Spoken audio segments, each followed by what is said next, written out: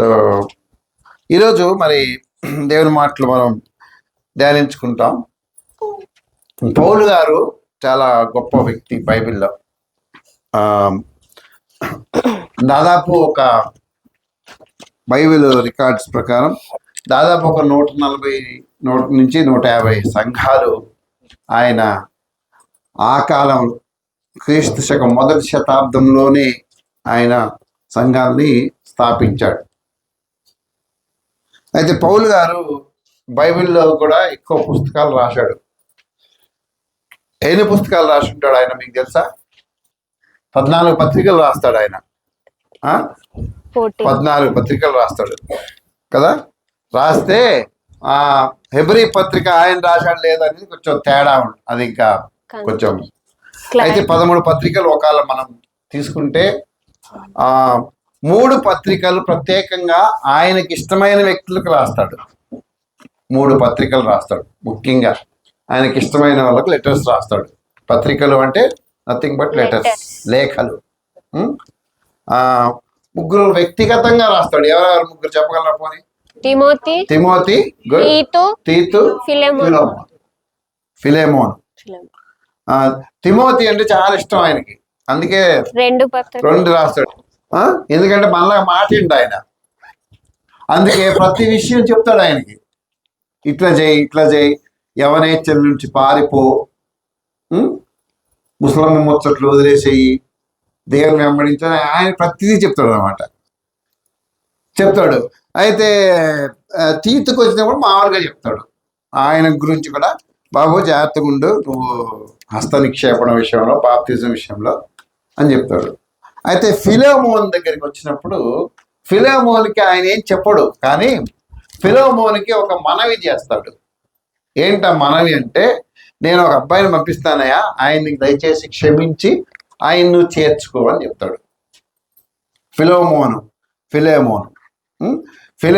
గురించి మనం ఈరోజు నేర్చుకుందాం. ఫిలేమోన్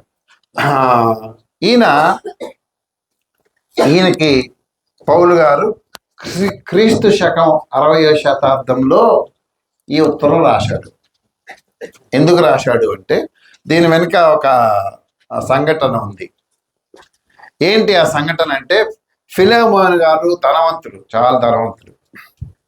ఆయన దగ్గర ఒనేసిము అని ఒక దాసుడు ఉండేవాడు, సర్వెంట్, ఒక స్లేవ్ ఉండేవాడు.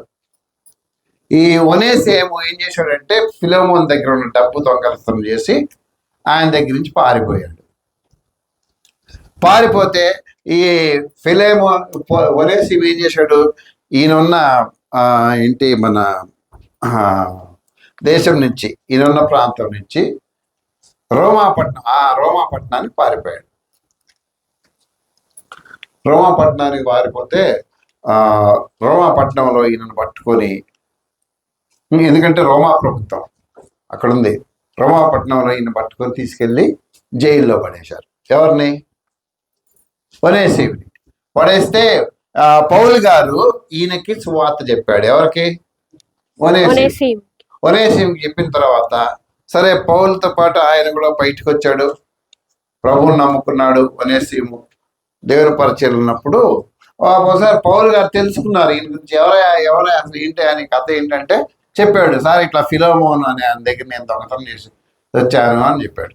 చెప్తే పౌలు అన్నాడు కదా, ఫిలోమోన్ నా మనిషినే నాకు తెలుసు అని. ఆయనకున్న చనువును బట్టి ఫిలేమోన్ పౌలు గారికి తెలుసు కాబట్టి పౌలు గారు ఫిలోమోన్కి ఒనేసిముని క్షమించి మళ్ళీ ఆయనని పనిలో చేర్చుకో అని ఒక సిఫారసు లేఖ, అంటే ఒక రికమెండేషన్ లెటర్ ఈయనకి రాశాడు. ఎవరికి? ఫిలేమోన్కి రాశాడు. ఎవరు? ఫిలేమోను అన్న ఒక ఆయనకి, సంఘ సభ్యుడికి, ఒక ధనవంతుడికి, ఒక వ్యాపారికి, ఆయన దగ్గర పని చేసి దొంగతనం చేసి వెళ్ళిపోయిన ఒనేసిముని మారుమనసు పొందిన తర్వాత పౌలు గారు మళ్ళీ ఒనేసిముని ఫిలోమోన్ దగ్గరికి పంపిస్తూ ఫిలోమోన్ గారికి ఒక లెటర్ రాశాడు. ఆ లెటర్ నుంచి ఫిలోమోన్ గురించి మనం కొన్ని విషయాలు ఈరోజు నేర్చుకుందాం. ఈ పత్రిక చాలా బాగుంటుంది చదివితే. అసలు ఎంత ఫిలోమోన్ ఏంటి, ఏం చేశాడు అని. ఫిలోమోన్ ఏమో కొలసీ పట్టణంలో ఉండేవాడు. దగ్గర అంటే ఆ, రోమ్లో ఈయన ఉండేవాడు. ఎవరు? జైల్లో ఉండేవాడు. ఎవరు? మన పౌలు గారు. ఈ దాసుడు ఏం చేశాడు? కొలసి పట్టణంలో అంటే ఫిలోమోను గారి దగ్గర దొంగతనం చేసి ఒనేసిము 1000 మైళ్ళు ప్రయాణం చేసి రోమ్కి వెళ్ళి అక్కడ కూర్చున్నాడు. సరే, ఆయన మళ్ళీ రక్షింపబడిన తర్వాత ఆయనకి ఈ లెటర్ ఇచ్చి పంపించాడు. ఈరోజు మనం ఫిలోమాన్ లైఫ్ మనం ముందు పెట్టుకొని, ఆయన చాలా మంచి విశ్వాసం అండి. నేనే ఆయన గురించి నిన్న చదివినప్పుడు చాలా ఎంకరేజ్ చేయబడ్డా, ప్రోత్సహించబడ్డాను. చాలా విషయాలు నేను కూడా క్రమపరుచుకున్నా. ఆయన జీవితం, ఫిలోమోన్ గారి జీవితం 25 వచనాలే ఉంటాయి, చిన్న లెటర్ కానీ చాలా స్పిరిచువల్, చాలా చక్కగా అనేక ఆత్మీయ విషయాలు అక్కడ మనకి కనిపిస్తాయి.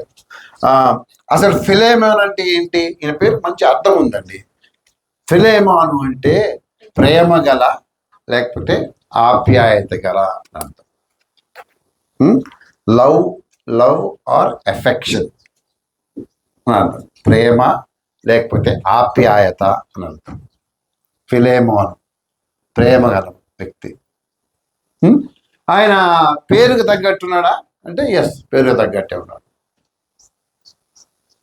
చరిత్రలోకి వెళ్ళి చూస్తే దాదాపు ఈరోజు డబ్బు కనుక ఒక మనం లెక్క పెడితే 10 లక్షల రూపాయలు విలువ చేసే వస్తువులు తీసుకుని పారిపోయాడు.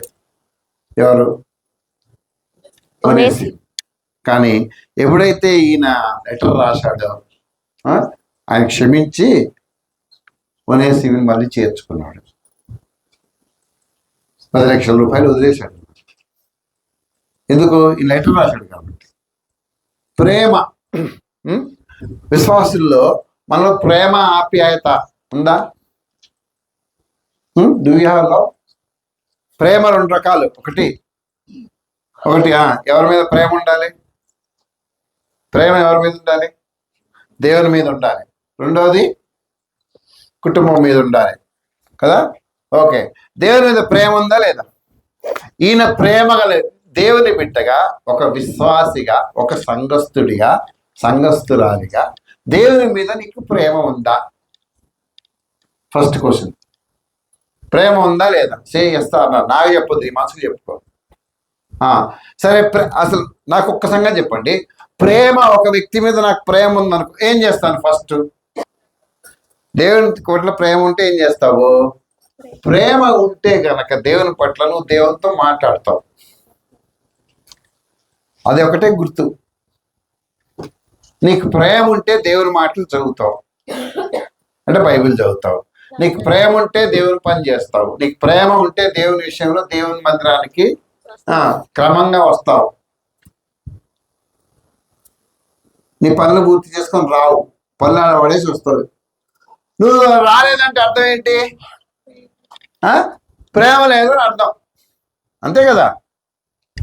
సో ఇక్కడ మనం నేర్చుకోవాల్సిన విషయం ఏంటంటే, ఈయన ప్రేమ గలవాడు. నీకు ప్రేమ ఉందా దేవుని విషయంలో? ప్రేమ ఉంటే ఆయనతో మాట్లాడతావు, ప్రేమ ఉంటే ఆయన మాటలు చదువుతావు, ప్రేమ ఉంటే ఆయన దగ్గర పరిగెత్తుకెళ్ళిపోవు. మీరు లవర్స్ని చూడండి, పొద్దున్నే లేవగానే ఒకటి ఏదైతే హార్ట్ గుర్తు పెడతారు, ఫస్ట్ టకాములు పెడతారు. నేను మొన్న ఆ మధ్య ఒకసారి ట్రావెల్ చేస్తున్నప్పుడు నా పక్కన ఒక ఆవిడ కూర్చుంది, ఎవరస్తురాలు, మాట్లాడుతూ ఉంది. ఆమె కొత్త ఫోన్ కొందంట. నాకు అంకుల్ దీంట్లో లవ్ సింబల్ ఎక్కడుంది అని అడిగింది. మరి బాపరే అని నేను నాది చూసుకొని పొలం దగ్గర ఉందమ్మా 10 లవ్ సింబల్ 15 పెట్టింది. పెట్టగానే అవతల కూడా ఒకటే పెట్టాడు.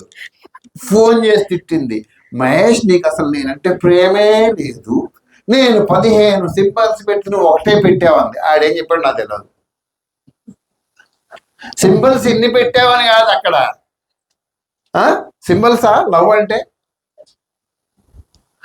నువ్వు విశ్వాసిగా దేవుడిని కనుక నువ్వు ప్రేమిస్తే ఆయన వెంబడిస్తావు, ఆయన మాటలు వింటావు, ఆయనతో సమయం గడుపుతావు,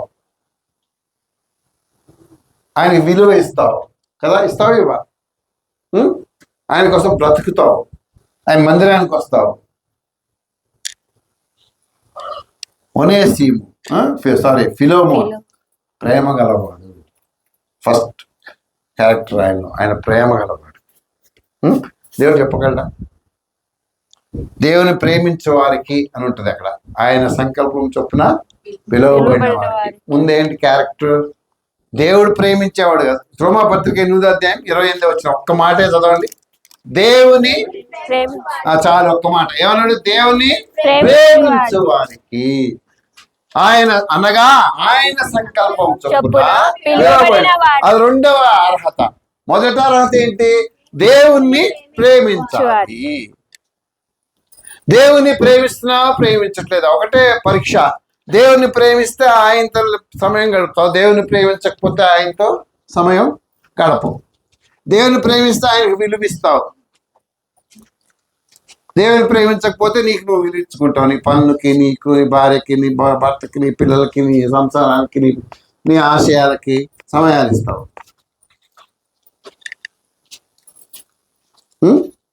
సో ఇది మొదటి క్యారెక్టర్. ఫిలోమోన్లో ఇంకొక లక్షణం ఉంది. ఫిలోమోను బహుశా ఎఫ్ఎస్సి కానీ, ఎందుకంటే కొలసి సంఘంలో ఎవరు మన పౌలు గారు సువార్త చెప్పలేదు కానీ ఈయన బహుశా ఎఫ్ఎస్సి సంఘంలో లేకపోతే కొలసీలో కానీ రక్షింపబడి ఉంటాడు. కొలసీ పత్రిక 2వ అధ్యాయం వచ్చింది చూద్దాం ఒకసారి. మీ కొరకును లవోదికీయ వారి కొరకును శరీర రీతిగా నా ముఖము చూడని వారందరి కొరకును నేను ఎంతగా పోరాడుచున్నానో మీరు తెలుసుకొని కోరుచున్నాను. వారు ప్రేమయందు అతుకబడి. ఎవరితో ఏం చెప్తాడు? మీ కొరకు శరీర రీతిగా నన్ను ఎరగని వారి కొరకు నేను ఏం చేస్తానంట? నేను ఎంతగానో పోరాడుతున్నాను. మీ కొరకు మిమ్మల్ని ఎరగని వారికి ఎంతగానో పోరాడుతున్నాడు. ఒకసారి ఈయన ఎక్కడ రక్షింపడ్డాడు అనేది మనం చూద్దాం. 19వ అధ్యాయం, అపోస్తుల కార్యాలు 19వ అధ్యాయం మొదటి 5 వచనాలు చదువుదాం ఒకసారి. అపోల్లో కొరింథులోనున్నప్పుడు జరిగినదేమనగా, పౌలు పై ప్రదేశములలో సంచరించి ఎఫెసునకు వచ్చి కొందరు శిష్యులను చూచి, మీరు విశ్వసించినప్పుడు పరిశుద్ధాత్మను పొందితిరా అని వారిని అడగగా, వారు పరిశుద్ధాత్ముడు ఉన్నాడన్న సంగతియే మేము వినలేదని చెప్పిరి. అప్పుడు అతడు, అలాగైతే మీరు దేనిని బట్టి బాప్తిస్మం పొందితిరని అడగగా, వారు యోహాను బాప్తిస్మమును బట్టి అపోస్తలు అంటే ఈ స్కాలర్స్ ఏమంటారంటే, ఈయన బహుశా ఎఫ్ఎస్సి సంఘంలో ఉన్నప్పుడు మారు మనసు పొంది ఉండొచ్చు. మొత్తానికి మారు మనసు పొంది బాప్తిజం తీసుకున్నాడు. ఎవరు? ఫిలోమోను. మరి ఇక్కడ మనం ఏంటి? మనలో ఎంతమందికి, మన కుటుంబంలో ఎంతమంది బాప్తిజం తీసుకున్నారు? ఎంతమంది మారు మనసు పొందారు?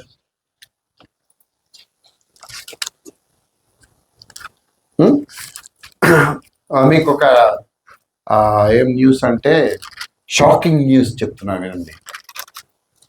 మీ ఇంట్లో మీ పిల్లలు కానీ, మీ రక్త సంబంధికులు కానీ, బంధువులు కానీ, భాగస్వామి కానీ ఇంకా మారు మనసు పొందలేదు అంటే, మీ ఇంట్లో ఎంతమంది మారు మనసు పొందలేదో అన్ని ఆత్మీయ శవాల మధ్య మీరు బతుకుతున్నారు. మీ పిల్లలకు మారు మనసు లేదు, ప్రార్థన చేయండి. దేవా, ఇప్పటికన్నా ఆ శవాన్ని బతికించని ప్రార్థన చేయండి. నా భర్తకు మారు మనసు లేదు, నా భార్యకు మారు మనసు లేదు, అసలు ముందు నీకుందా? ఇదొక క్వశ్చన్ నా ఫస్ట్. మారు మనసు పొందావా? యేసు ప్రభుతో నీకు సంబంధం ఉందా? యేసు ప్రభు దేవుడా నువ్వు నమ్మావా? యేసు ప్రభుని వెంబడిస్తున్నావా? నీకే లేదు కదా మారు మనసు. నీకు లేకుండా వాళ్ళకి ఎట్లా వస్తుంది? How it comes? అవునా కాదా? సో ఈయన మారు మనసు పొందిన వ్యక్తి. తర్వాత 3వ విషయంలోకి వెళ్దాం. ఫిలోమోను ఒక వ్యాపారి. హి వాజ్ ఎ బిజినెస్ మ్యాన్. వస్త్ర వ్యాపారం చేసేవాడు. వస్త్ర వ్యాపారి, నూలు వడకటం, నూలు అమ్మడం, అట్లాంటి వ్యాపారం చేసేవాడు. ఎవరు? ఫిలోమోను గారు. తర్వాత ఈయన ధనవంతుడు, రిచ్ మ్యాన్, ధనవంతుడు, డబ్బున్నాడు. అంత మాత్రమే కాకుండా ఈయన కొలసీ సంఘ సభ్యుడు. కొలసి సంఘస్థుడు ఈయన. ఈయన ఎవరు? ధనవంతుడు అనమాట, వెరీ రిచ్ మ్యాన్. ఈయన నుంచి మనం నేర్చుకోవాల్సింది ఏంటంటే, ఈయన ధనవంతుడు అయినా ఎప్పుడు తనకున్న ధనాన్ని బట్టి ఎప్పుడు గర్వపడలే. పైగా తనకున్న ధనాన్ని దేవుడి పరిచర్య కోసం ఉపయోగించాడు. కొలసి సంఘాన్ని ఆయనే మొత్తం ఈ నడిపించాడు అనమాట. కొలసి సంఘంలో ఏం అవసరం ఉన్నా ఆయన తీర్చేవాడు. అందుకే ఫిలోమోనుకు రాసిన పత్రిక 1వ అధ్యాయం 1-2 వచనాలు ఒకసారి చూద్దాం. క్రీస్తు యేసు ఖైదీ అయిన పౌలును, సహోదరుడైన తిమోతియును, మా ప్రియుడును జత పనివాడునైన ఫిలెమోనునకు, మన సహోదరి అయిన అప్పియకును, తోడి యోధుడైన అర్కిప్పునకును, నీ ఇంట ఉన్న సంగమునకు శుభమని చెప్పి వ్రాయినది. ఈయన ఒక వ్యాపారి ప్లస్ ధనవంతుడు. ఈయనకు ఒక ఇల్లు ఉంది, ఆ ఇంటిని సంఘం కోసం వాడుతున్నాడు. మరి నువ్వు ఇప్పుడు నా క్వశ్చన్ ఏంటంటే, నీ దగ్గర కూడా కాస్త ధనం ఉందా? ధనము అంటే నేను బ్యాంక్ బ్యాలెన్స్ లో 1-10 కోట్లు ఉండటం కాదు. నీ ఇంట్లో సమృద్ధి ఉందా లేదా? ఉందా లేదా? అప్పటికప్పుడు ఆ పూటకి తెచ్చుకుంటున్నావా? ఉందా? ఎస్ ఆర్ నో మాట్లాడండి నాతో, తల పైకి ఎత్తండి. మీ ఇంట్లో సమృద్ధి ఉందా లేదా? ఇప్పుడు నువ్వు అన్నం తింటున్నావు, సడన్ గా ఒకడు వచ్చాడు, వాళ్ళకి భోజనం పెట్టగల స్థాయిలో నువ్వు ఉన్నావా లేదా? ఉన్నావు, థ్యాంక్ గాడ్. మరి ఈయన ఏం చేశాడు? సంఘం కోసం ఉపయోగించాడు. ఈయన దగ్గర మనం నేర్చుకునేది ఏం తెలుసా? ఈయన వ్యాపారి, ధనవంతుడు, కొలసి సంఘస్థుడు. ఈయనకున్నది ప్రభు కోసం ఉపయోగించాడు. ఓకే, సో వీళ్ళగో ఇంకొక క్యారెక్టర్ ఈయన దగ్గర చూద్దాం. ఫిలోమోను ఇంట సంఘం ఉంది, కుటుంబం అంతా సంఘ పరిచర్య చేస్తున్నారు. వండర్ఫుల్ అండి. ఈ ఫిలోమోన్ ఎందుకు అంత పౌలు గారు రికమెండ్ చేశారంటే, ఆ ఇంట్లో ఏముందంట? 1వ అధ్యాయం ఇందాక చదివినాం, మళ్ళీ 1-2 వచనాలు చదువుదాం.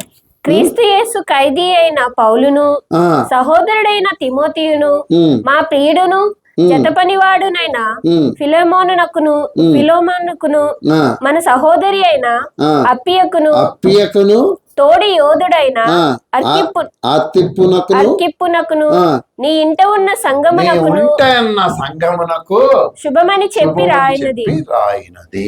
ఫిలెమోను ఇంట్లో సంఘం ఉంది, నెంబర్ 1. మరి నీ ఇంట్లో ఏముంది? బైబిల్ ఉందా? తల పైకెత్తలేదు, పెళ్లి కొడుకులా కాదు, డైరెక్ట్ ఫిలోమోన్ జీవితం మనం ధ్యానిస్తున్నాం. నీ ఇంట్లో సంఘం ఉందా? ఏముంది నీ ఇంట్లో? యేసుప్రభు నీ లోపల ఉన్నాడు. నీ ఇంట్లో ఏమైనా ఉందా యేసుప్రభు కోసం? ఓ బలిపీఠం ఉందా? ఓ ప్రార్థన ఉందా? సంఘం, ఫ్యామిలీ అందరూ కలిసి. వాళ్ళిద్దరు ఎవరు? సహోదరి అయిన అప్పియకును, తోటి యోధుడైన ఆర్కిప్పునకును. అంటే ఈయన కుటుంబం, అప్పి అనే ఆవిడ ఈయన భార్య, ఆర్కిప్పు అనే ఆయన ఈయన కుమారుడు. అంటే ఆయన యావత్ కుటుంబము, ఫిలోమోను గారు, ఆయన భార్య, ఆయన కుమారుడు, ముగ్గురు కూడా తమ ఇంటిని సంఘం కోసం తెరిచి సంఘం విషయంలో వాళ్ళు సహకరిస్తున్నారు, సంఘ పరిచర్యలో పాలు పొందుతున్నారు. ఆయన వ్యాపారం చేసుకుంటున్నాడు, ధనం సంపాదించుకుంటున్నాడు, అన్ని చేస్తున్నాడు. కానీ ఆయన కుటుంబముతో కలిసి ఒక్క మాటలో చెప్పాలంటే, దేవుని పరిచర్య కోసం, సంఘము కోసం ఆయన ఇంటిని ఇచ్చేశాడు, ఆయన ఇంటిని ఉపయోగించాడు. ఓకే, మరి విశ్వాసిగా నీ ఇంట్లో ఏముంది? ఈరోజు మనం పరీక్షించుకోవాలి. నా ఇంట్లో ఏముంది? సంఘం ఉందా? పోని సంఘం లేదు. బైబిల్ ఉందా? 4 ఉంటారు కానీ ఒకటే బైబిల్ ఉంటుంది అందరికి. డ్రెస్సులు ఎన్ని ఉంటాయి? బైబిల్ ఉంది. సరే, మరి మీ ఇంట్లో ప్రార్థన ఉందా? మరి ఏముంది? గొడవలు, తిట్లు, బూతు మాటలు, గొడవ పడటం. గొడవ ఆడారంట, కొత్త పదం చెప్తుంది, గొడవ ఆడుతున్నారంట. ఇంట్లో ఏముంది? మీ ఇంట్లో హౌస్, వీళ్ళ ఇంట్లో సంఘం ఉంది. పోని సంఘానికి ఉపయోగకరమైన పని నీ కుటుంబం ఏమైనా చేస్తుందా సంఘం కోసం? ఒకటి చెప్పండి. సంఘం కోసం ఏమైనా సమర్పించుకుందా నీ కుటుంబం? ఇదిగోనండి నా కుటుంబం సమర్పించుకుంది అని నేను చెప్పగలను. మా కుటుంబం నువ్వేం చెప్పగలవా?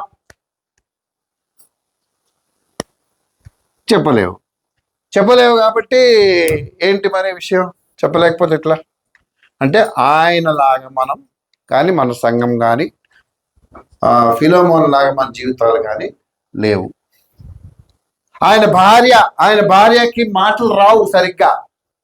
అయినా సరే ఆయన భార్య, ఆయన కుమారుడు సంఘము కోసం, కొలసీ సంఘం గురించి పౌలు గారు ఇంత చక్కటి మాటలు చెప్తాడు. చాలా మంచి సంఘం, కొలసీ సంఘం ఒకటి, ఫిలిప్పీ సంఘం ఒకటి, వెరీ గుడ్ చర్చెస్. అటువంటి కొలసీ సంఘం ఈ ఇంట్లో పెట్టాడు అంతే. ఈయనేం దాని మీద అధికారం వహించలా. సో ఇక్కడ మీ ఇంట్లో ఏముందో ఒకసారి పరిశీలన చేయండి. ఏముంది మీ ఇంట్లో? టీవీ ఉందా? సినిమాలు ఉన్నాయా? నెట్ఫ్లిక్స్ ఉందా? స్టార్ ప్లస్ ఉందా? ఉండొద్దని నేను చెప్పట్లా, అదే లైఫ్ అయిపోయింది. ఎంతసేపు ఇందాక ఒక ఆయన ఫోన్ చేశాను కదా, నేను ఫోన్ చేస్తే ఆయన ఏమంటున్నారంటే, కొంచెం నిన్నటి పని కొంచెం మిగిలిపోయింది, ఇప్పుడు కంప్లీట్ చేసుకొని మళ్ళీ. ఏముంది అప్పుడు ఆయన ఇంట్లో? చెప్పండి, ఏముంది ఆ ఇంట్లో? నన్ను అడిగితే వాళ్ళ ఇంట్లో పని ఉంది, జాబ్ ఉంది, load of job in their house. వాళ్ళ ఇంట్లో పని చేయడానికి చాలా అవకాశాలు ఉన్నాయి, గుడ్.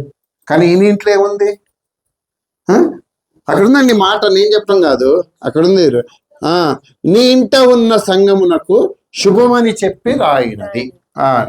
సో ఇంకో సంగతి గుర్తించాలి, కనీసము 2026లో నీ ఇంట్లో ఒక సంఘం పెట్టు. అంటే గ్రేట్ కమిషన్ బ్యాప్టిస్ట్ చర్చ్ అని బోర్డు పెట్టమని చెప్పట్లేదు నేను.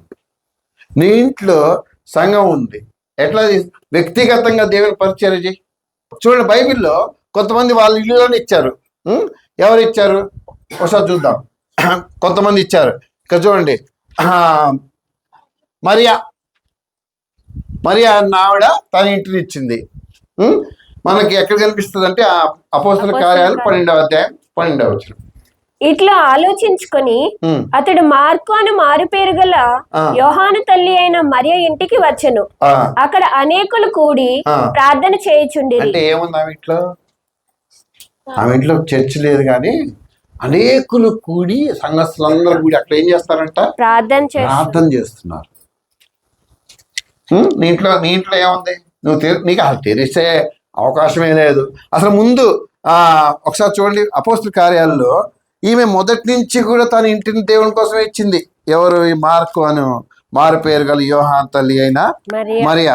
అపోస్తల కార్యాలు 1వ అధ్యాయము 12వ వచనం. అప్పుడు వారు ఒలీవల వనబడిన కొండ నుండి యెరూషలేమునకు తిరిగి వెళ్ళిరి. ఆ కొండ యెరూషలేమునకు విశ్రాంతి దినమున నడవదగినంత సమీపమున ఉన్నది. వారు పట్టణంలో ప్రవేశించి తాము బస చేయుచుండిన మేడగదిలోనికి ఎక్కిపోయి. ఎవరిదా మేడగది? మార్కు అను మారు పేరు కదా యోహాను తల్లి అయిన మరియా. శిష్యులందరినీ ఎలగొడుతుంటే, లోకమంతా వాళ్ళకి వ్యతిరేకంగా ఉంటే ఆమె తీసుకెళ్ళి ఆ మేడగదిలో పెట్టింది. అదే మేడగది సంఘ స్థాపనకి కేంద్రం అయింది. అక్కడే పరిశుద్ధాత్మ దేవుడు సంఘం మీదకి వచ్చాడు. అక్కడి నుంచే పేతురు ప్రసంగం చేశాడు. 3000 మంది ప్రభువుని నమ్ముకున్నారు. అక్కడే మళ్ళా ప్రసంగం చేశాడు. 5000 మంది ప్రభువుని నమ్ముకున్నారు. అందుకే నేనేమన్నాను, ఇంటిని దేవుని పనికి ఇస్తే ఉన్న విలువ నీకు తెలియదు కాబట్టి నువ్వు ఇవ్వవు. వాళ్ళ కండిషన్ పెడితే అక్కడే ఉంటావు. మానిటరీ బెనిఫిట్స్ అంటారు కదా, అంటే ఈ లోకం ఇప్పుడు మనకి కొంచెం ఉపయోగపడాలి, నా డబ్బులు సేవ్ అవ్వాలి అనుకుంటే నువ్వు చేయలేవు. మీ ఇంట్లో ఏముంది? సంఘం వస్తుందంటే భయం, పాస్టర్ గారు వస్తుందంటే భయం, ప్రేయర్ పెట్టమంటాడేమో అని ఉడుకు, చలి జ్వరం వచ్చేస్తుంది ఒక్కొక్కరికి కదా, ఎక్కడ మారమంటాడో. ఏముంది, అందుకే దీంట్లో అన్నీ ఉన్నాయి, డబ్బులు ఉన్నాయి, ఆస్తి ఉంది, కొనుక్కుంటున్నావు, పొలాలు కొంటున్నావు, ఇల్లు కొంటున్నావు, అన్నీ కొంటున్నావు, కానీ ఏముంది, దేవుని ఆశీర్వాదం లేదు. ఇంకొక ఇల్లు చూపిస్తాను నేను మీకు ఈసారి. 16వ అధ్యాయం, అపోస్తల కార్యాలు 16వ అధ్యాయం 40వ వచనం. వారు చెరసాలలో నుండి వెలుపలికి వచ్చి లూదియా ఇంటికి వెళ్ళిరి. అక్కడి సహోదరులను చూచి ఆదరించి బయలుదేరిపోయిరి. అంటే వాళ్ళ ఇంట్లో సహోదరులు ఎందుకున్నారు అంటే, వాళ్ళ ఇంట్లో ఏముంది, లూదియా ఇంట్లో సంఘం ఉంది. లూదియా ప్రభువుని నమ్ముకున్న తర్వాత, మీరు లూదియా గురించి తర్వాత చదవండి. ప్రభువుని నమ్ముకున్న తర్వాత ఆమె ఏం చేసిందంటే, వీళ్ళు జైల్లో ఉన్నారు ఆ టైంలో, వెళ్ళి వాళ్ళందరూ సువార్త పిలుచుకొచ్చి అక్కడ కూర్చోబెట్టింది. వీళ్ళని శిక్షించకుండా వీళ్ళు రోమేయులని తెలిసిన తర్వాత పౌలుని శీలను వదిలిపెట్టేశారు.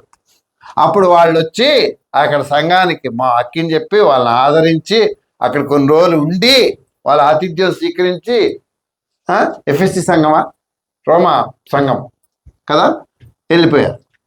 నువ్వు సువార్త చెప్పలేకపోతే, వ్యక్తిగతంగా నువ్వు చెప్పలేకపోతే వాళ్ళకి గ్యాదర్ చేయి మీ ఇంట్లో, ఏమన్నా బిలు, లేదా నువ్వే నీకు వచ్చిన మాటలు చెప్పు. ఎంతసేపు పని పని పని పని పని, వ్యాపారం, డబ్బులు డబ్బులు డబ్బులు, ఇంకా పొలము పొలము పొలము, బండ్లు బండ్లు బండ్లు, ఇవేనా? నేను కొనొద్దు అంటలేదంటే, నీ ఇల్లు దేనికోసం ఉపయోగిస్తున్నావు? దేవుడు నీకు ఇచ్చిన ఇల్లు, నువ్వు అద్దెకుంటున్న ఇల్లు. అందుకే నీ ఇంట్లో ఎప్పుడు ఏదో ఒకటి ఉంటుంది, ఎప్పుడు ఏదో ప్రేయర్ రిక్వెస్ట్ చెప్తారు నాకు. ఎప్పుడన్నా అయ్యా, ఇప్పుడు చూడండి ఇంకోటి, ఈ కుటుంబంలో ఎవరో అసలు వనేసి వ్యాపారం చేసేవాడు ఆయన ఒక్కడే కాదు, ఆయన భార్య, ఆయన కుమారుడు కలిసి కుటుంబం మొత్తము కూడా సంఘానికి పరిచర్య చేశారు. నీ ఇంట్లో అసలు నీ కుటుంబం మొత్తం సంఘానికి వస్తుందా? రెగ్యులర్గా వస్తుందా? క్రమముగా నీ కుటుంబం మొత్తం వస్తుందా సంఘానికి?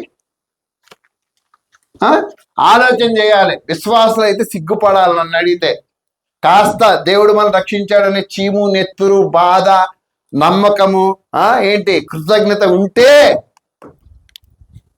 కుటుంబంతో పాటు రావాలి సంఘానికి.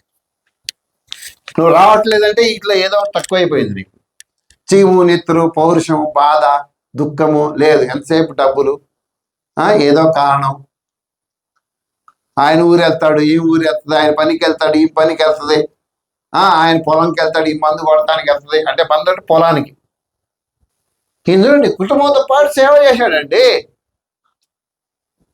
ఇంట్లో ఉన్న వాళ్ళందరూ వచ్చారు.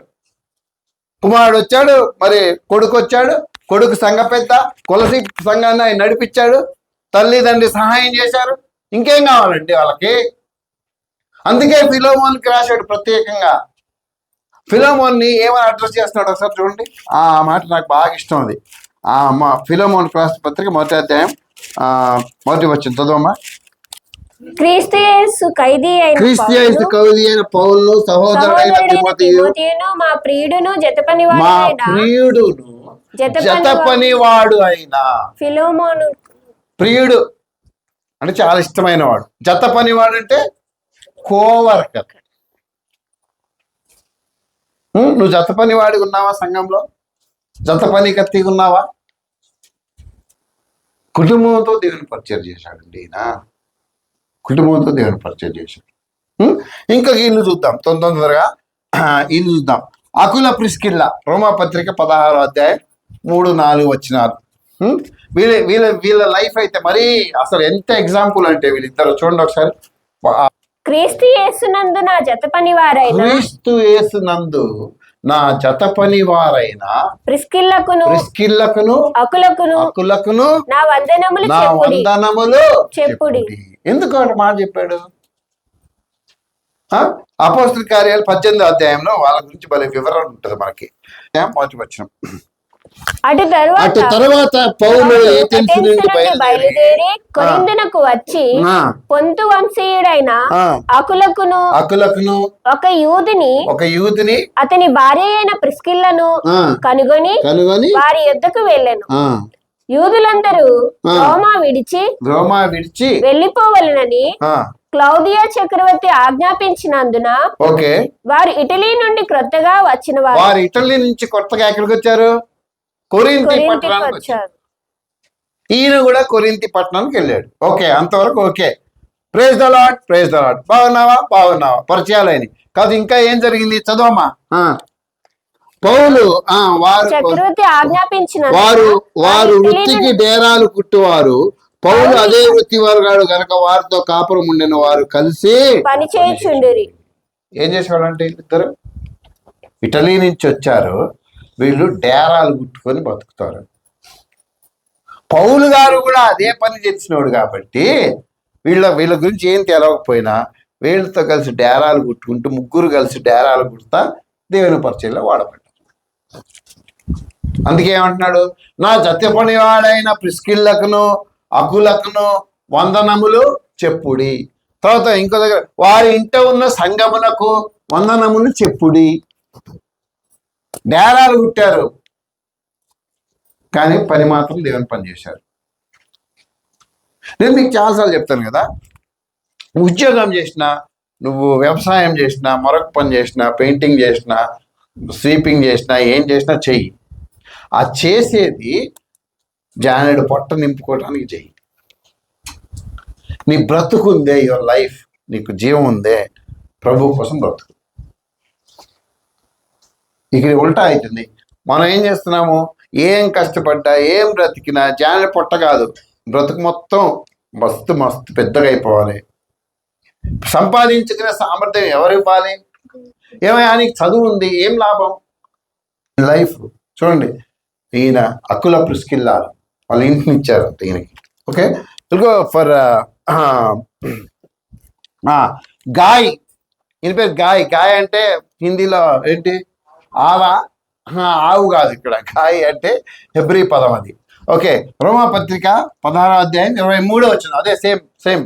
నాకును యావత్ సంగమునకు ఆతిథ్యమిచ్చు గాయియు మీకు వందనములు చెప్పుచున్నాడు. ఏం చేశా అంటే ఈయన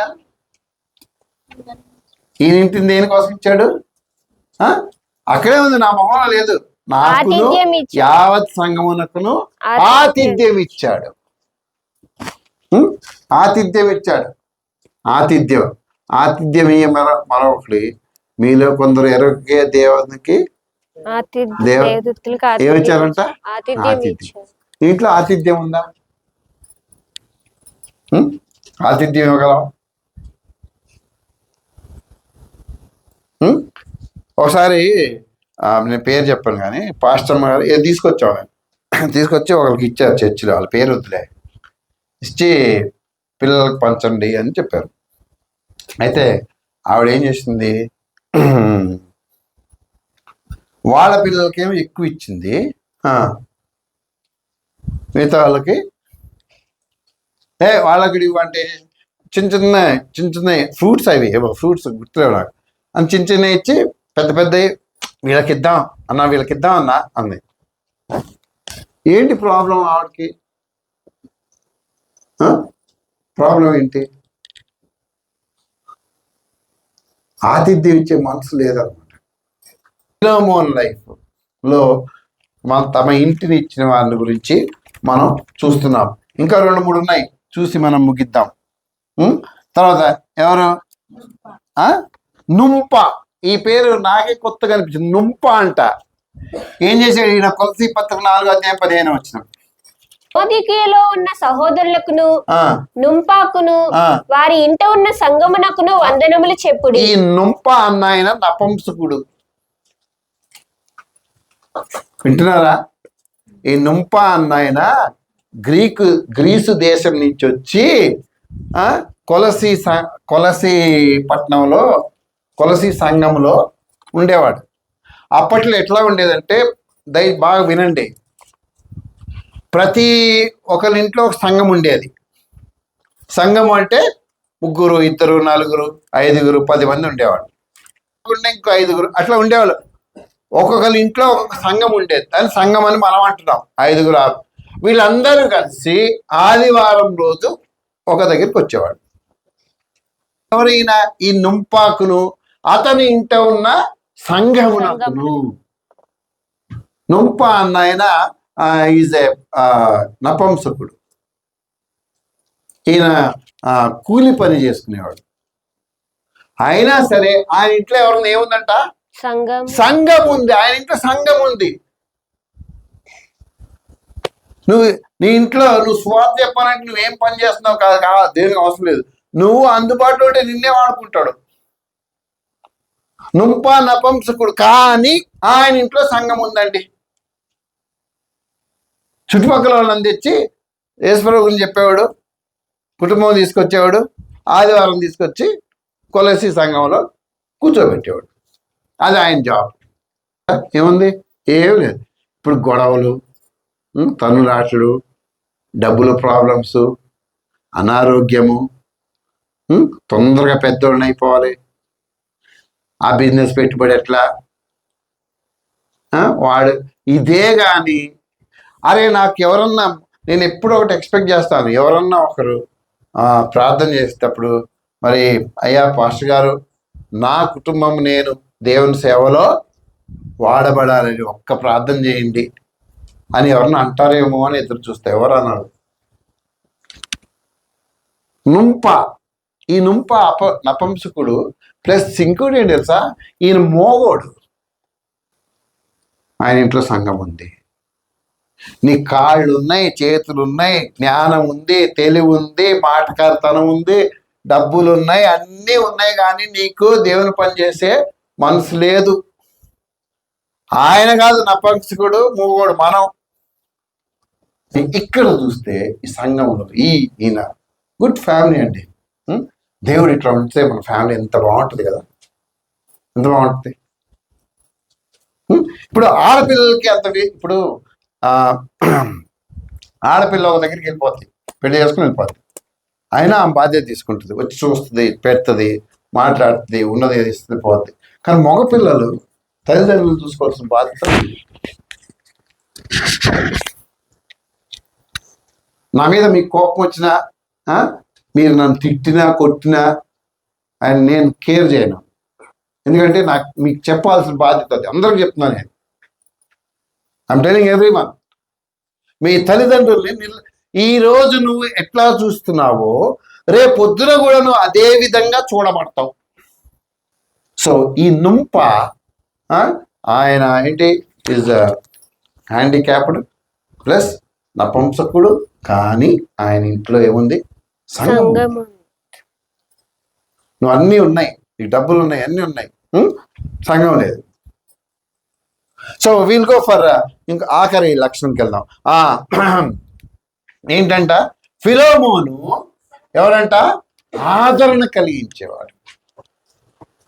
ఆదరణ కలిగిస్తాడు. ఆదరణ అంటే కంఫర్ట్, ఫీల్ కంఫర్ట్. ఈయన ప్రేమిస్తాడు ప్లస్ ఈయన ఆదరిస్తాడు. నాకు ఫోన్ పోయిందండి అన్నావు అనుకో, మంచిగా అయింది అండవు. ఏమంటాడు? ఏమంటాడు? ఏమంటాడమ్మా? అయ్యో పోయిందా? లోపల ఏమంటాడు? మంచిగా మంచిగా. ఈడు కూడా పోయేది ఉంటే ఆదరిస్తాడు. అయ్యో నాకు ఇట్లా నష్టం వచ్చిందండి, విల్ ఫీల్ మంచి. 7వ వచనం చదువుదామా ఒకసారి. ఫిలోమోను పత్రిక 1వ అధ్యాయం 7వ వచనం. సహోదరుడా, పరిశుద్ధుల హృదయములు నీ మూలముగా విశ్రాంతి పొందినందున నీ ప్రేమను బట్టి నాకు విశేషమైన ఆనందమును ఆదరణయు కలిగెను. ఏంటంట? ఈయన వల్ల విశ్వాస హృదయాలు ఏమైనాయంట? విశ్రాంతి పొందినాయి. అన్నా నాకు ఈ బాధ ఉందని చెప్తే ఆదరించేవాడు. దేవుడు చూసుకుంటాడులే. లేకపోతే అన్నా మా ఆయన చచ్చిపోయాడు, అమ్మ దేవుడు చూసుకుంటాడు, మేము తోడుకున్నాం, మేము చూస్తాంలే. మృదువైన మాట ఆదరించేవాడు. Will stand with you. ధైర్యం గుడ్డు, ప్రభు నిన్ను విడిచిపెట్టడు. మృదువైన మాట. ఇప్పుడు వచ్చి నాకు ప్రాక్టికల్ ఎగ్జామ్స్ ఉన్నాయి అంకుల్, నేను నాకు భయం వేస్తుందంటే మృదువైన మాట ఏం చెప్పాలి? ఆమెకి, అమ్మా చదివావా? చదివాను అంకుల్. దేవుడు నీకు తోడే ఉంటాడు, డోంట్ వరీ. మేము ప్రార్థన చేస్తున్నాం. ఆదరణ కలిగించాలి. మనం ఏం చేస్తాం? చెప్పండి.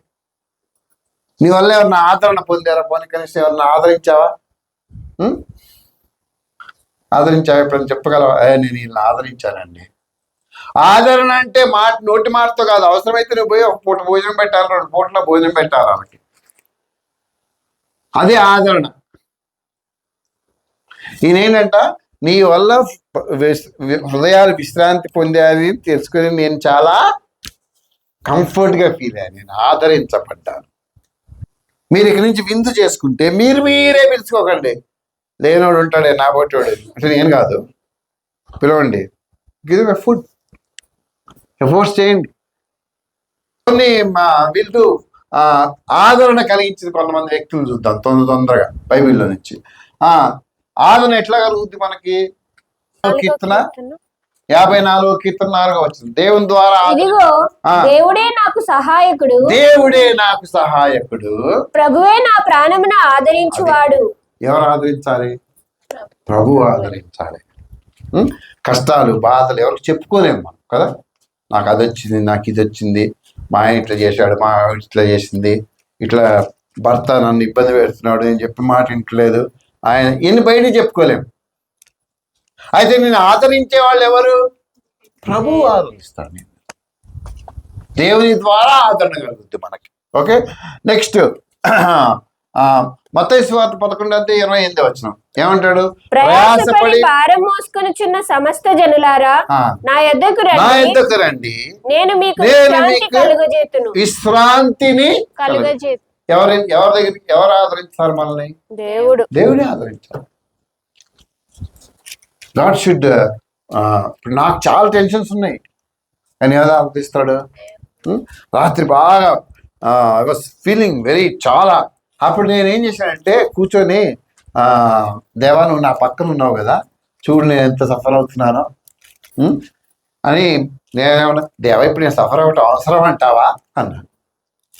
దేవా ఇప్పుడు నేను సఫర్ అవటం, వెంటనే నాకే నవ్వు వచ్చింది. ఐ థ్యాంక్ గాడ్, నువ్వు నాతో ఉన్నావు ప్రభా. ఎస్, ఆదరణ ఇస్తాడు దేవుడు. తర్వాత వాక్యం ద్వారా నీకు ఆదరణ కలుగుతుంది. 119వ కీర్తన 50వ వచనం. నీ వాక్యం బ్రతికించి ఉన్నది, నా బాధలో ఇదే నాకు నెమ్మది కలిగించుచున్నది. అది ఎవరు ఆదరించాలి? నిన్ను వాక్యం ఆదరించాలి. నిన్ను ఆదరించేదే వాక్యం. వాక్యం సరిగ్గా వింటే దేవుడు నిన్ను ఆదరిస్తాడు, నిన్ను బలపరుస్తాడు, నీతో మాట్లాడతాడు, నిన్ను క్రమపరుస్తాడు, నీకు బుద్ధి చెప్తాడు. వాక్యం ఆదరిస్తాడు కదా. తర్వాత ఫాస్ట్ లెటస్ గో. పరిశుద్ధాత్మ దేవుడు నిన్ను ఆదరిస్తాడు. యోహాను పత్రిక 14వ వచనం. యోహాను పత్రిక 14వ అధ్యాయం 16వ వచనం. తండ్రిని వేడుకొందును, మీ యొద్ద ఎల్లప్పుడూ ఉండుటకై ఆయన వేరొక ఆదరణకర్తను అనగా సత్యస్వరూపియగు ఆత్మను మీకు అనుగ్రహించును. అది ఎవరు ఆదరిస్తాడు?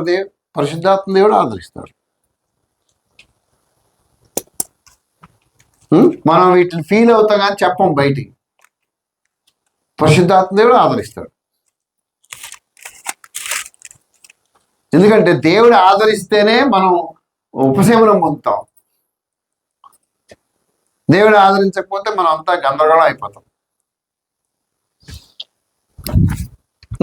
ఓకే, ఇంకొకటి చూద్దాం మనం. ఎట్లా ఆదరించబడతాం? ఫిలిప్పీ పత్రిక 4వ అధ్యాయం 6-7 వచనాలు. ప్రార్థన ద్వారా ఆదరించబడతాం. మనకు ఆదరణ ఎలా కలుగుతుందంటే ప్రార్థన చేయడం ద్వారా ఆదరణ కలుగుతుంది. చదువమ్మా. దేనిని గురించి చింతపడకుడి, చింతపడకుడు గాని ప్రతి విషయంలోను ప్రార్థన విజ్ఞాపనముల చేత కృతజ్ఞతా పూర్వకముగా మీ విన్నపములు దేవునికి తెలియజేయుడి. అప్పుడు సమస్త జ్ఞానమునకు మించిన దేవుని సమాధానము యేసుక్రీస్తు వలన మీ హృదయములకును మీ తలంపులకును కావలి ఉండును. ఎవరు ప్రార్థన చేయటం ద్వారా ఆదరణ. ఇప్పుడు బాధపడుతున్నాం అనుకో, ఎవరికైనా చెప్పుకోవాలి. ఎవరికి చెప్పుకోవాలి? దేవుడికి చెప్పెళ్ళి గో అండ్ షేర్. దేవా నాకు బాధ ఉంది, దేవా నాకు ఇబ్బంది ఉంది, దేవుడు ఆదరిస్తాడు. ఓకే, చివరి సంఘస్థుల ద్వారా ఆదరణ. సంఘస్థులు చేయాల్సిన పని ఆదరించటం. అందుకే సంఘం అన్నారు. 1 తెస్సలోనికీ పత్రిక 3:7 చేత సహోదరులారా, మా ఇబ్బంది అంతటిలోను శ్రమ అంతటిలోను మీ విశ్వాసమును చూచి మీ విషయంలో ఆదరణ పొందితిమి. అది మళ్ళీ చదవమాది, దయచేసి గమనించాల మాట. అందుచేత సహోదరులారా, మా ఇబ్బంది అంతటిలోను. మా ఇబ్బంది ఎవరికి? పౌలుకి, సంఘానికి ఇబ్బంది వచ్చింది. మా ఇబ్బంది అంతటిలోను శ్రమలోను మీ విశ్వాసమును చూసి మీకున్న విశ్వాసాన్ని చూసి మేము మీ విషయంలో ఆదరణ పొందితిమి. వాళ్ళకి శ్రమ వస్తే వీళ్ళ విశ్వాసాన్ని చూసి ఆదరింపడ్డారంట. శ్రమలు వచ్చినప్పుడు సంఘము ఆదరించాలి. సంఘం చేత వాళ్ళు ఆదరించబడాలి. సంఘము చేత వాళ్ళు ఉపశమనం కలగాలి. వాళ్ళకి ఉపశమనం కలగాలి. సంఘము ఎప్పుడూ కూడా తోటి విశ్వాసులకి ఒక సమస్యగా ఉండకూడదు. సంఘం ఎప్పుడు గమనించండి, తోటి విశ్వాసులకి అయితే దేవునికి ఒక సమస్యగా సంఘం ఉండకూడదు. దేవునికి మహిమ తెచ్చేదిగా సంఘం ఉండాలి. సంఘం అంటే బిల్డింగ్ కాదు నేను అనేది. సంఘములో ఉన్న ఎవరు? విశ్వాసులు. గట్టి చెప్పండి, సంఘంలో ఉన్న వాళ్ళు ఎవరు? విశ్వాసులు. సంఘంలో ఉన్న విశ్వాసులు. అయితే సంఘంలో ఉన్న నేను లేదా నువ్వు. సంఘానికి నేను ఒక ఏమంటారు, ఆదరణకరంగా, నేను సంఘానికి ఉపయోగకరంగా, సంఘానికి మాదిరిగా ఉండాలి. కానీ సంఘానికి నేను సమస్యగా ఉండకూడదు. సంఘం నన్ను మంచి ఉదాహరణగా నన్ను చెప్పుకోవాలి, కానీ చెడు ఉదాహరణగా నన్ను చెప్పుకోకూడదు సంఘం. సో ఫిలేమోను లైఫ్ నిజంగా మనకు చాలా బ్లెస్సింగ్ అండి. ఒనేసియం గురించి తర్వాత ఆలోచన చేద్దాం. ఫిలేమోను జీవితం ఇట్స్ వెరీ బ్లెస్సింగ్. రక్షింపబడిన కుటుంబం, ధనవంతుడు, సువార్తకు లోబడ్డాడు. కొలసి ధనవంతుడని వెళ్ళి పైన కూర్చోలే. తన ఇంటిని, కొలసి పట్టణంలో ఉన్న ఇంటిని దేవుని సంఘం కోసం ఇచ్చేశాడు. సంఘంలో ఆయన ఇంట్లో సంఘం ఉండేది. ఆయన మాత్రమే కాకుండా ఆయన భార్య, ఆయన కుమారుడు కూడా ఏం చేశారు? సంఘ పరిచర్య చేశారు. సంఘానికి ఉపయోగకరమైన పనులు చేశారు. సంఘం విస్తరించడంలో వాళ్ళ యొక్క పాత్రను నిర్వహించాడు. ఆయన ఇంట్లో సంఘం ఉంది.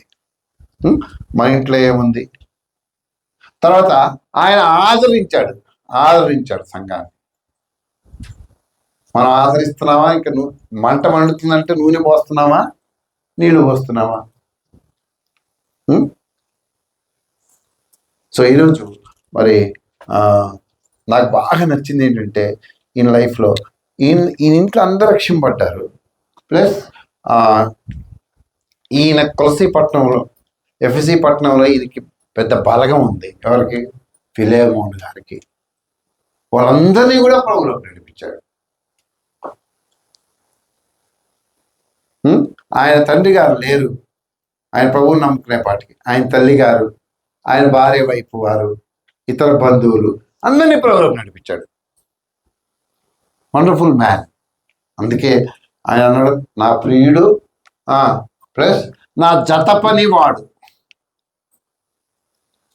సో ఫిలేమోను జీవితం మీ ముందు ప్రియులారా. మరి మీ జీవితాలు, మీ సంసారాలు, మీ కుటుంబం మీ ముందే ఉంది. ఆలోచన చేయండి. ఎటు వెళ్తున్నారు మీరు? ఫిలోమోన్ లాగా ఇవ్వడం రేపొద్దు మన గురించి అంత చెప్పుకోకపోయినా కొంతన్నా చెప్పుకునేటట్టు. లేకపోతే ఎందుకు ఎవరో వద్దండి, మీ ఇంట్లో వాళ్ళు, నీ బంధువులు, నీ కడుపులో పుట్టిన వాళ్ళు నీ గురించి చెప్పుకునేటట్టు ఉందా నీ లైఫ్? నిలబోయే ముందు మరి మన లైఫ్ ఒకసారి పరిశీలన చేద్దాం. ఏంటి అసలు ఎట్టిపోతుంది? ఫిలోమోన్ లైఫ్ ఏంటంటే ఎప్పుడో మొదటి శతాబ్దంలో 60వ సంవత్సరంలో జరిగిన సంఘటన. ఇప్పుడు 2000 ఎన్నో శతాబ్దం? ఇది 20వ శతాబ్దమా 21వ శతాబ్దమా? 21st century 21. ఎప్పుడో మొదటి శతాబ్దంలో జరిగిన సంఘటన ఇది 21వ శతాబ్దంలో మనం ఇప్పుడు చెప్తున్నాం. మనం అట్లా లేమే అని చెప్పుకుంటున్నాం ఆయన గురించి. ఓకే, చెప్పుకుంటున్నాం కాబట్టి మన లైఫ్ ఒకసారి పరిశీలన చేద్దాం. దేవుడి మాటలు మనం ఇంటిలో దీవించును గాక. ఆమేన్.